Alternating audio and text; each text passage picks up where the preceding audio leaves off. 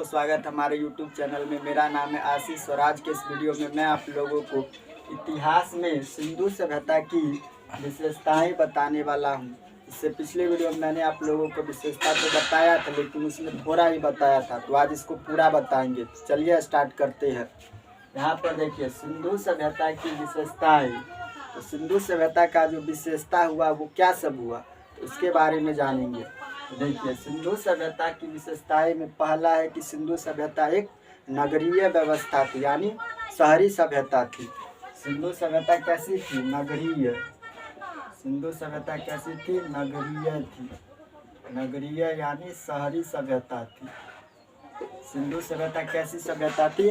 तो नगरीय यानी शहरी सभ्यता थी। ठीक है। उसके बाद देखिए सिंधु सभ्यता एक नगरीय शहरी सभ्यता थी और सिंधु सभ्यता में जो सड़क थी वो एक दूसरे को कहाँ पर काटती थी?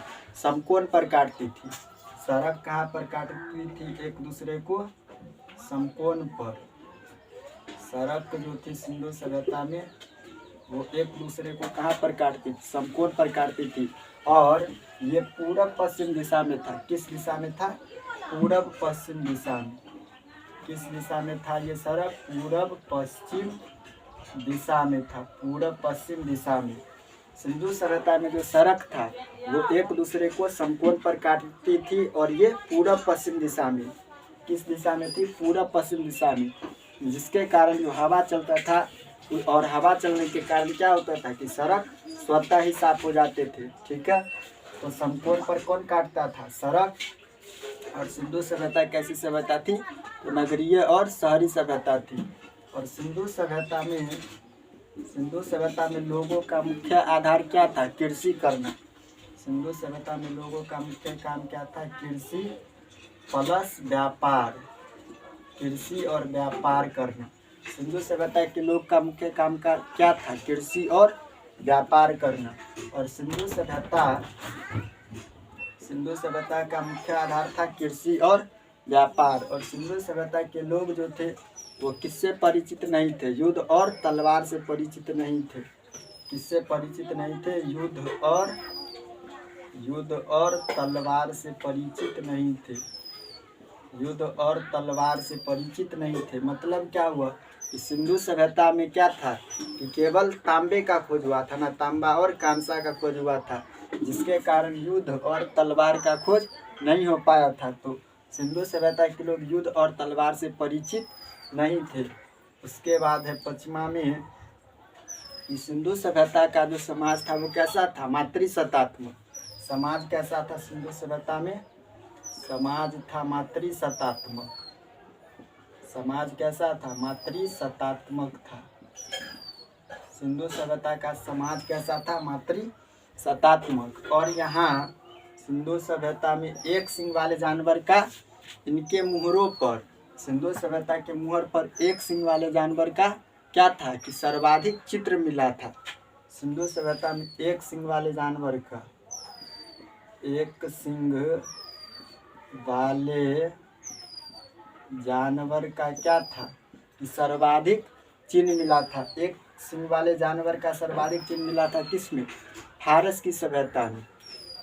सिंधु सभ्यता में एक सींग वाले जानवर का सर्वाधिक चिन्ह मिला था। ठीक है। उसके बाद इस पर गाय का चित्र नहीं मिला था। गाय का चित्र नहीं मिला था। इस पर गाय का चित्र नहीं मिला था। किसका चित्र नहीं मिला था?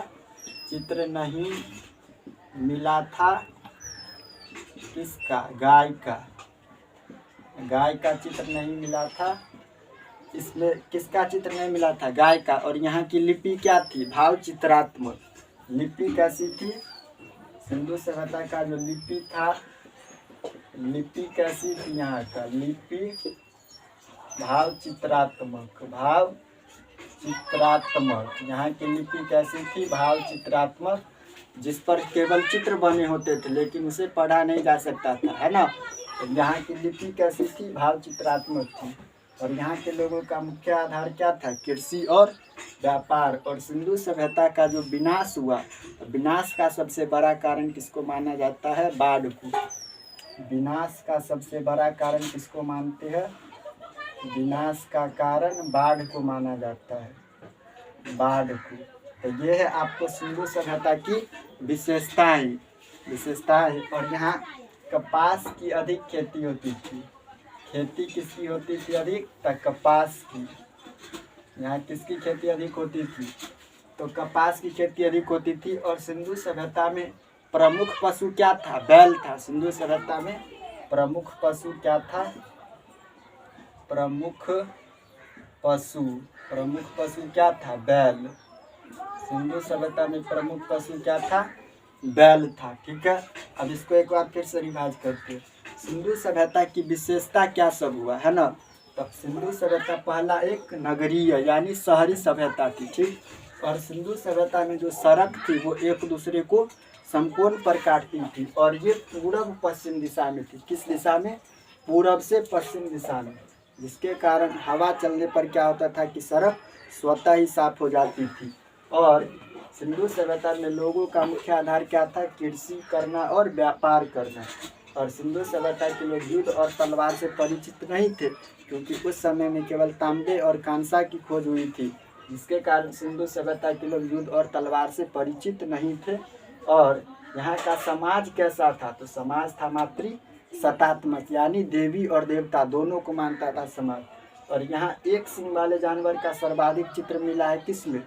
सिंधु सभ्यता में। और चित्र नहीं मिलता था। किसका चित्र नहीं मिला? तो गाय का चित्र नहीं मिला, एक सींग वाले जानवर का चित्र मिला था। और लिपि कैसी थी? सिंधु सभ्यता की लिपि थी भाव चित्रात्मक। और सिंधु सभ्यता के विनाश का सबसे बड़ा कारण बाढ़ को माना जाता है। और सिंधु सभ्यता में कौन सी चीज़ की खेती सर्वाधिक होती थी? तो खेती किसकी होती थी? कपास की। और प्रमुख पशु क्या था? बैल था। प्रमुख पशु क्या था? बैल था। और प्रमुख पशु बैल था। और मुहर किसकी मिली? मुहर मिली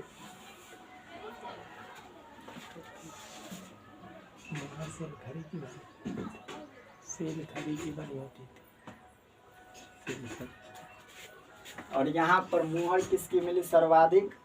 मुहर मिली है सर्वाधिक सेलखरी की। सेलखरी की मुहर मिली है सर्वाधिक सिंधु सभ्यता में। सेलखरी की मुहर मिली है। ठीक है, और लिपि कैसी थी? तो लिपि थी भाव चित्रात्मक। और सिंधु सभ्यता के विनाश का प्रमुख कारण बाढ़ था। और किस चीज़ की खेती सर्वाधिक होती थी? तो कपास की खेती सर्वाधिक होती थी। और प्रमुख पशु कौन था? बैल था। और मुहर किसकी मिलती थी सर्वाधिक? सेलखरी की। तो ये था सिंधु सभ्यता की विशेषताएं। ठीक है, उसके बाद अगला टॉपिक है मेसोपोटामिया की सभ्यता। ये तो विशेषता था, अब है मेसोपोटामिया की सभ्यता अगला टॉपिक।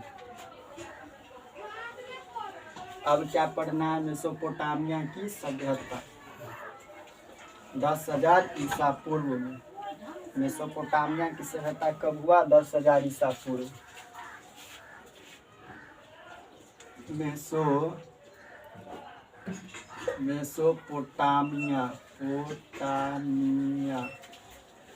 मेसोपोटामिया की सभ्यता कब हुआ? 10,000 ईसा पूर्व में। 10,000 ईसा पूर्व में मेसोपोटामिया की सभ्यता कब हुआ? 10,000 ईसा पूर्व में। तो मेसोपोटामिया की सभ्यता यह अभी वर्तमान इराक में स्थित है। कहाँ? तो इराक में टिग्रिस और यूफ्रेटस नदी के बीच। यह अभी कहाँ स्थित है? इराक में टिग्रिस और यूफ्रेटस। टिग्रिस और यूफ्रेटस नदी यानी जिसका अभी वर्तमान में क्या नाम है? दजला फरात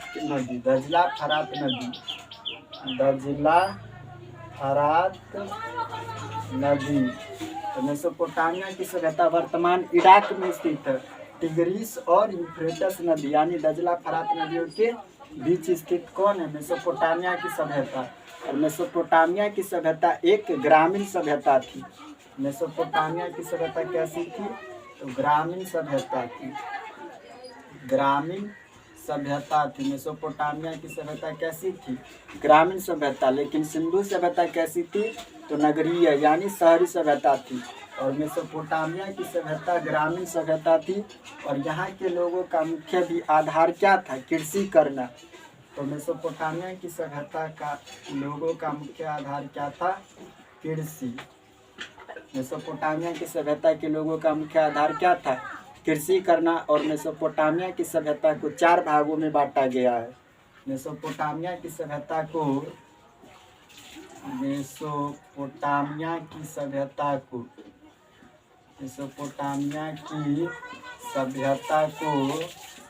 4 भाग में बांटा गया है।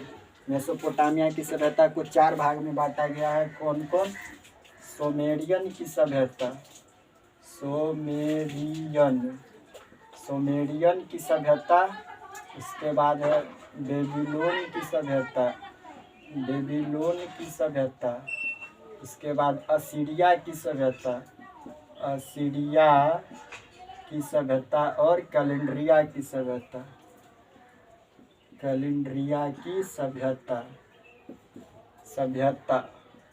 यहाँ पर होगा सभ्यता।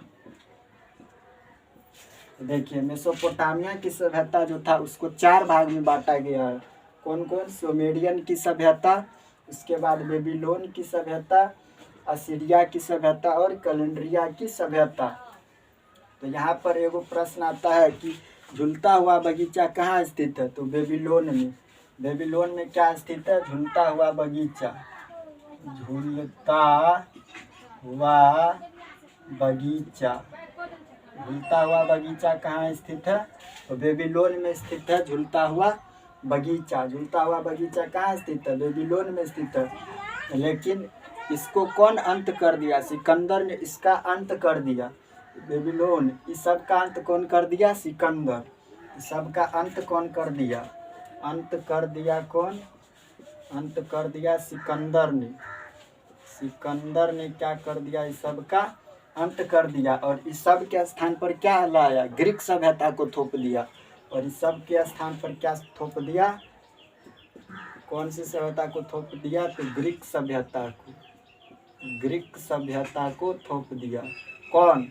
तो सिकंदर ने क्या किया कि मेसोपोटामिया की सभ्यता का जो 4 भाग था, सुमेरियन की सभ्यता, बेबीलोन की सभ्यता, असीरिया की सभ्यता और कैलेंड्रिया की सभ्यता, तो इस सब को क्या कर दिया कि नाश कर दिया। और नाश करने के बाद क्या किया कि ग्रीक की सभ्यता को थोप दिया। ठीक है। और झूलता हुआ बगीचा कहाँ स्थित था? तो बेबीलोन में स्थित था। क्या? तो झूलता हुआ बगीचा। उसके बाद विश्व की सबसे मतलब क्या कि ग्रामीण सभ्यता कौन था? तो मेसोपोटामिया की सभ्यता ग्रामीण। तो विश्व में सबसे पहले ग्रामीण सभ्यता कौन था? मेसोपोटामिया की सभ्यता कैसी थी? ग्रामीण सभ्यता थी। मेसोपोटामिया की सभ्यता कैसी थी?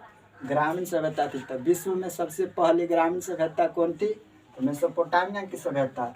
जबकि शहरी सभ्यता कौन थी विश्व में? तो शहरी सभ्यता थी विश्व में सिंधु सभ्यता, है ना। मेसोपोटामिया की सभ्यता था ग्रामीण, लेकिन सिंधु सभ्यता था नगरीय, शहरी, है ना। इसको एक बार फिर से रिवाइज करते हैं।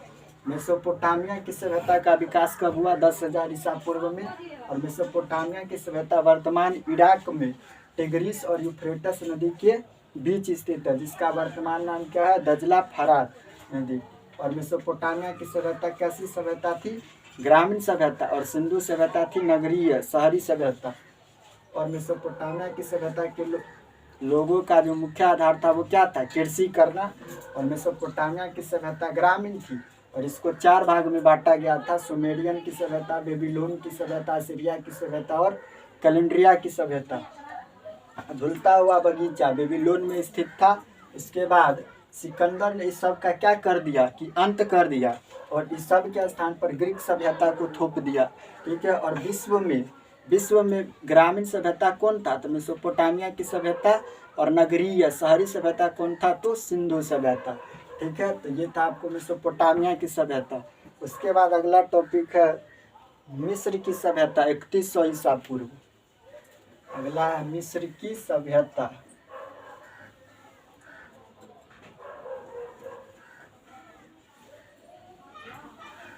अगला टॉपिक क्या है? मिस्र की सभ्यता। इसके बाद मिस्र की सभ्यता, मिस्र की सभ्यता है 3100 ईसा पूर्व।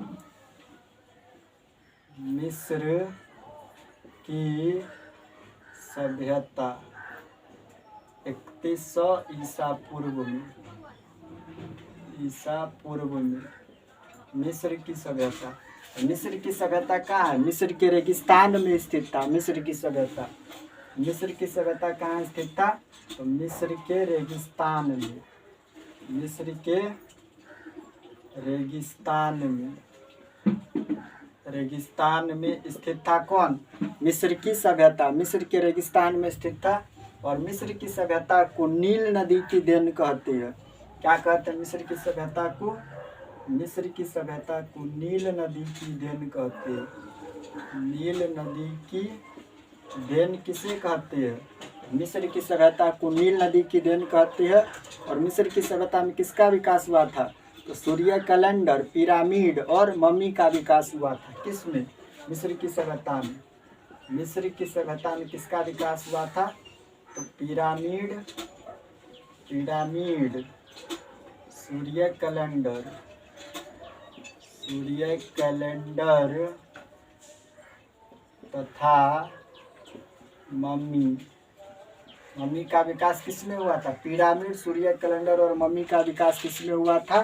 तो मिस्र की सभ्यता में। और मिस्र की सभ्यता को नील नदी की देन कहते हैं। ठीक है। उसके बाद है इसमें इस सभ्यता का विकास कौन कर रहा था? फिरौन के नेतृत्व में हो रहा था। मिस्र की सभ्यता का विकास किसके नेतृत्व में हुआ? फिरौन के नेतृत्व में। इस सभ्यता का विकास किसके नेतृत्व में हुआ? फिरौन के नेतृत्व में। फिरौन के नेतृत्व में इस सभ्यता का विकास हुआ था। विकास हुआ था अर्थात इस सभ्यता का रसायन शास्त्र क्या था? सुदृढ़ था। इस मिस्र की सभ्यता का जो रसायन शास्त्र था वो सुदृढ़ था। और इसमें सबसे प्रसिद्ध क्या था? गीजा का पिरामिड सबसे प्रसिद्ध है मिस्र की सभ्यता में। इसमें सबसे प्रसिद्ध चीज क्या था? इसमें गीजा का पिरामिड। सबसे प्रसिद्ध चीज क्या था? गीजा का पिरामिड। गीजा का पिरामिड सबसे प्रसिद्ध है। गीजा का पिरामिड क्या था? इसमें सबसे प्रसिद्ध था। तो मिस्र की सभ्यता 3100 ईसा पूर्व में हुआ। और मिस्र की सभ्यता कहाँ स्थित है? तो मिस्र के रेगिस्तान में स्थित था। और इसे नील नदी की देन कहते हैं मिस्र की सभ्यता को। पूछ सकता है कि नील नदी की देन किसे कहते हैं? तो मिस्र की सभ्यता को। और मिस्र की सभ्यता में किसका विकास हुआ था? तो पिरामिड, सूर्य कैलेंडर और मम्मी का विकास हुआ था। और मिस्र की सभ्यता का विकास किसके नेतृत्व में हो रहा था? तो फिरौन के नेतृत्व में हो रहा था। और मिस्र की सभ्यता में सबसे प्रसिद्ध क्या था? तो गीजा का पिरामिड जो था वो सबसे प्रसिद्ध था मिस्र की सभ्यता में। ठीक है। मिस्र की सभ्यता के बाद आता है आपको रोम की सभ्यता 600 ईसा पूर्व। इसके बाद क्या आता है? रोम की सभ्यता। रोम की सभ्यता के बाद आता है फारस की सभ्यता। अब है रोम की सभ्यता। रोम की सभ्यता, रोम की सभ्यता 600 ईसा पूर्व में। रोम की सभ्यता 600 ईसा पूर्व। तो यह कहाँ स्थित है? इटली में स्थित है। रोम की सभ्यता कहाँ स्थित है? इटली में। कहाँ स्थित है रोम की सभ्यता? इटली में। रोम की सभ्यता कहाँ स्थित है? तो इटली में। और रोम की सभ्यता किस पर अधिकार कर लिया था? तो पूरे भूमध्य सागर पर अधिकार कर लिया था रोम की सभ्यता। रोम की सभ्यता जो अधिकार किया वो किस पर? तो भूमध्य सागर पर।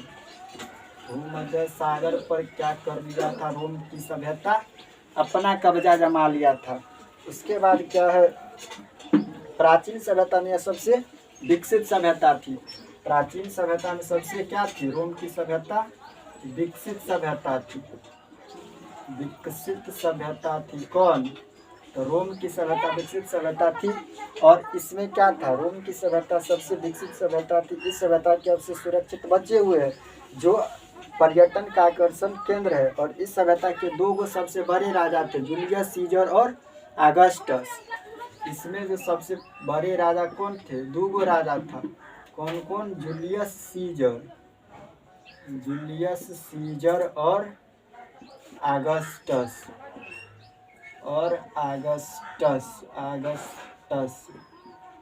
आगस्टस थे। जूलियस सीजर और आगस्टस थे रोम की सभ्यता का दो सबसे बड़े राजा। और जूलियस सीजर की हत्या जो था वो धोखे से उसके मंत्रिमंडल द्वारा कर दी गई थी। यहाँ पर देखिए नोट में लिखते हैं जूलियस सीजर की हत्या, जूलियस सीजर की हत्या कौन कर दिया था? उसके मंत्रिमंडल ने। कैसे? तो धोखा से कर दिया था। कैसे? धोखे से। तो जूलियस सीजर की हत्या कौन कर दिया था? तो धोखा से उसके मंत्रिमंडल ने कर दिया था। उसके बाद है कि जूलियस सीजर नामक नाटक किसने लिखा है? जूलियस सीजर नामक नाटक, जूलियस सीजर नामक नाटक किसने लिखा है? William WILLIAN William Shakespeare SHAKESPEAR William Shakespeare ने लिखा है। जूलियस सीजर नामक नाटक किसने लिखा है? तो विलियम शेक्सपियर ने। तो देखिए रोम की सभ्यता कब हुआ? 600 ईसा पूर्व में। और रोम की सभ्यता कहाँ स्थित है? तो इटली में स्थित है। और रोम की सभ्यता किस पर अधिकार कर लिया था? पूरे भूमध्य सागर पर अपना कब्जा कर लिया था। और रोम की सभ्यता क्या थी कि एक विकसित सभ्यता थी। और रोम की सभ्यता में दो सबसे प्रसिद्ध राजा था, जूलियस सीजर और आगस्टस। तो जूलियस सीजर की हत्या धोखे से उसके मंत्रिमंडल कर दिया, धोखा से। ठीक है। और जूलियस सीजर नामक नाटक, ये क्या था? जूलियस सीजर नामक एक नाटक था। इसके रचनाकार कौन थे? विलियम शेक्सपियर थे। ठीक है। उसके बाद है रोम की सभ्यता के बाद है फारस की सभ्यता 500 ईसा पूर्व। इसके बाद क्या है? फारस की सभ्यता।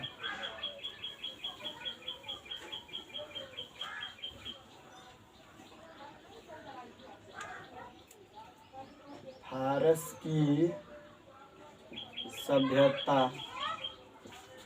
की सभ्यता कब हुआ? 500 ईसा पूर्व में। फारस की सभ्यता 500 ईसा पूर्व में। तो फारस की सभ्यता कहाँ स्थित है? वर्तमान ईरान में स्थित है। फारस की सभ्यता कहाँ स्थित है? ईरान में स्थित है। फारस की सभ्यता कहाँ स्थित है? ईरान में। ईरान में स्थित कौन है? फारस की सभ्यता वर्तमान ईरान में स्थित है। और इस सभ्यता का विकास तेजी से हुआ था। और इन्होंने पूरे अरब महाद्वीप पर अधिकार कर लिया था। इन्होंने किस पर अधिकार कर लिया था? अरब प्रायद्वीप पर अधिकार कर लिया था।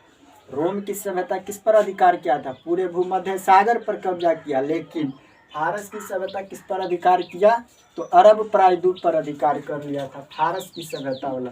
और इसका विकास काफ़ी तेजी से हुआ था। उसके बाद है इनकी भाषा क्या थी? फारसी थी और पारसी धर्म को मानते थे। फारस की सभ्यता का भाषा क्या था? भाषा था इसका फारसी। भाषा इसका कैसा था? फारसी। और किस धर्म को मानते थे? तो इसका भाषा था फारसी और पादरी धर्म को मानते थे। किस धर्म को? पादरी धर्म को मानते थे। और इसका अंत कौन कर दिया? अंत कर दिया सिकंदर ने। सिकंदर ने इसका क्या कर दिया कि अंत कर दिया। मेसोपोटामिया की सभ्यता का भी अंत कौन किया था? सिकंदर ही। और फारस की सभ्यता का अंत भी कौन कर दिया? तो सिकंदर ने। तो फारस की सभ्यता 500 ईसा पूर्व में विकसित थी। और यह कहाँ स्थित था? तो वर्तमान ईरान में स्थित था।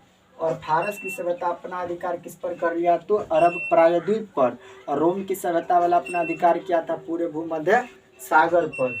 ठीक है। और फारस की सभ्यता का भाषा कैसा था? फारसी था। फारस में हुआ था तो भाषा कैसा रहेगा? फारसी ही रहेगा। और किस धर्म को मानते थे? तो पादरी धर्म को मानते थे। और फारस की सभ्यता का अंत कौन कर दिया? तो सिकंदर ने अंत कर दिया। ठीक है। उसके बाद है पीली नदी की सभ्यता। लास्ट टॉपिक है पीली नदी की सभ्यता। पीली नदी की सभ्यता।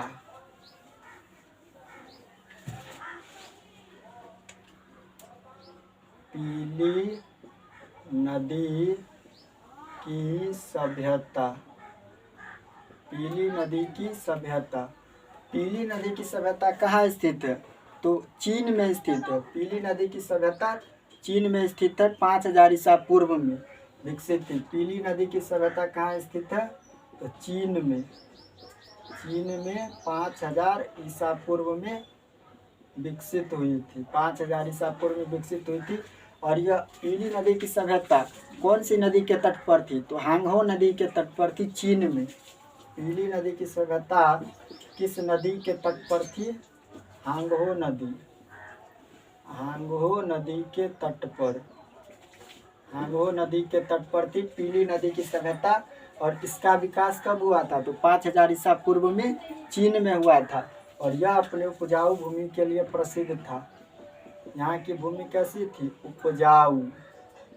उपजाऊ भूमि के लिए क्या थी? प्रसिद्ध थी।